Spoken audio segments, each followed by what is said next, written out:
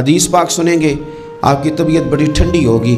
میرے نبی پاک صلی اللہ تعالیٰ علیہ وسلم ارشاد فرماتے ہیں کہ جو بندہ سوال سے بچنا چاہے گا، ارادہ کرے گا اللہ میں نے کسی سے نہیں مانگنا، فرمایا جو سوال سے بچنا چاہے گا رب اسے سوال سے بچا لے گا، اور جو لوگوں سے بے نیاز ہونا چاہے گا کہے گا یا اللہ مجھے دنیا داروں کا محتاج نہ بناؤ، اپنی بارگاہ سے عطا فرما۔ جو لوگوں سے بے نیاز ہونا چاہے گا اللہ لوگوں سے بے نیاز کر دے گا، اور فرمایا جو صبر کا ارادہ کرے گا اللہ اسے صبر کی توفیق بھی عطا فرما دے گا۔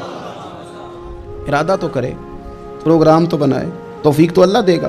جو صبر کا ارادہ کرے گا اللہ صبر کی توفیق بھی عطا کر دے گا۔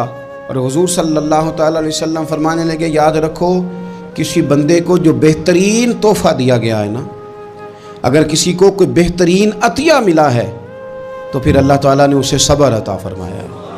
یہ بہترین تحفہ ہے، اس سے زندگی سنور جاتی ہے، اس سے انسان باوقار اور مطمئن ہو جاتا ہے۔